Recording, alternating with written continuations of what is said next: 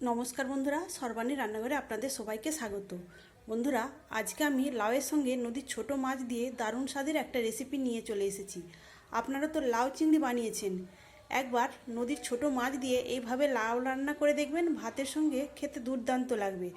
আর এই রান্নাটা করতে কোনো রকম মশলা বাটার ঝামেলা থাকবে না। আশা করি বন্ধুরা আজকের এই রেসিপিটা আপনাদের সবারই ভীষণ ভালো লাগবে। তাহলে চলুন রেসিপিতে যাওয়া যাক। আর বন্ধুরা, আপনাদের কাছে একটাই অনুরোধ, ভিডিওটা লাইক দিয়ে সম্পূর্ণ দেখার চেষ্টা করবেন।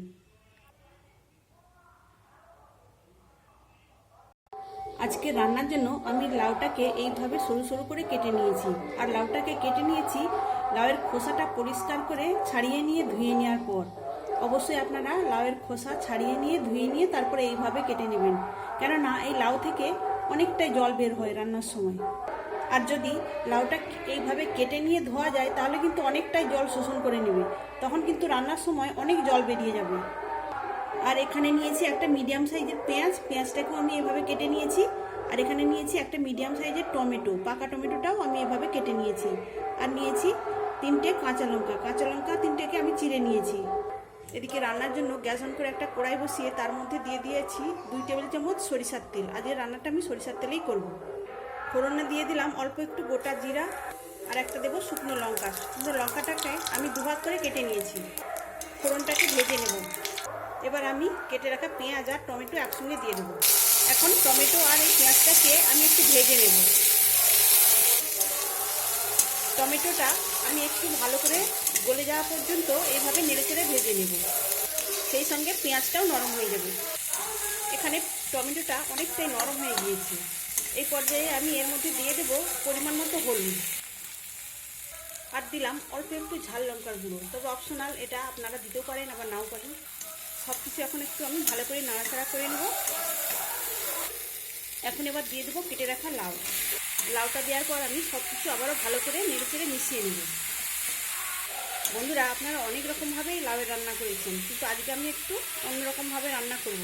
আপনারা লাউ চিংড়ি করেছেন, কিন্তু আজকে আমি লাউ চিংড়ি করব না, তবে মাছ দেব। আর মাছটা আমি আজকে অফ ক্যামেরায় ভেজে নিয়েছি। তবে এই পর্যায়ে আমি এখন লবণটা দেব না। এখন ঢেকে দিয়ে মিনিট 4 রেখে দেবো। আর গ্যাসের ফ্লেমটাকে আমি মিডিয়ামে করে দেবো। মিনিট 4 করে ঢাকা চাপাটা খুলে নিয়েছি। এবার আবার একটু নাড়াচাড়া করে নেব। বন্ধুরা, আমি আগে লবণ দিলাম না, কেননা এই লাউটা এইভাবে সেদ্ধ করার পর অনেকটাই কমে যাবে। আগে যদি দিয়ে দিতাম বুঝতে পারতাম না, তাহলে কিন্তু লবণের পরিমাণটা বেশি হয়ে যেত। তাই আমি লবণটাকে একটু পরে দেব। দেখুন বন্ধুরা, এইভাবে নাড়াচাড়া করতে করতেই লাউটা কতটা কমে গিয়েছে। এই পর্যায়ে আমি এবার দিয়ে দেবো পরিমাণ মতো লবণ। লবণটা দিয়ে আমি আবারও ভালো করে মিশিয়ে নেব। আর এদিকে তরকারিতে দেওয়ার জন্য এখানে আমি নদীর ছোট মাছ অফ ক্যামেরায় ভেজে নিয়েছি। আমি এই মাছটাই আজকে ওই তরকারিতে দেব। আমার কাছে চিংড়ি মাছও রয়েছে। আমি আগে চিংড়ি মাছ দিয়ে লাউ রান্না করেছিলাম, কিন্তু আজকে আমি এই চিংড়ি মাছ দিয়ে লাউ রান্না করব না, এই মাছটা দিয়ে লাউটা রান্না করে দেব। এখন আমি দিয়ে দিলাম পরিমাণ মতো নদীর ছোট মাছ ভেজে রাখা। এখন এই মাছটা দিয়ে আমি আবারও ভালো করে লাউয়ের সঙ্গে মিশিয়ে নেব। আপনারা লাউ চিংড়ি করেছেন, একবার এইভাবে নদীর ছোট মাছ দিয়ে লাউ রান্না করে দেখবেন, খেতে দুর্দান্ত হয়। আর আজকের এই লাউয়ের রেসিপি আপনাদের ভালো লেগে থাকলে অবশ্যই একটা লাইক দেবেন। সেই সঙ্গে যদি নতুন বন্ধুরা এসে থাকেন, অবশ্যই আমার চ্যানেলটিকে সাবস্ক্রাইব করে আমার পাশে থাকবেন। মাছটা দেওয়ার পর আমি আবারও প্রায় মিনিট 3-4 এইভাবে ঢাকা চাপা দিয়ে রান্না করে নেব। বন্ধুরা, ঢাকা চাপাটা খুলে নিয়ে আমি এখন 3টে চেরা কাঁচা লঙ্কা দিয়ে দিলাম। আগে দিতে ভুলে গিয়েছিলাম।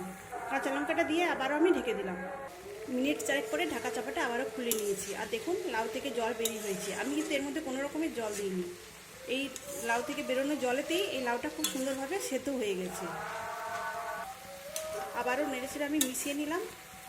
সবশেষে দিয়ে দেবো 1 চামচ ভাজা জিরা গুঁড়ো, আর দেবো 1 চামচ চিনি। তবে চিনিটা আপনারা দিতেও পারেন আবার নাও পারেন। আর দিয়ে দেবো 1 মুঠো ধনে পাতা কুচি। সব কিছু এখন নেড়েচেড়ে মিশিয়ে নেব।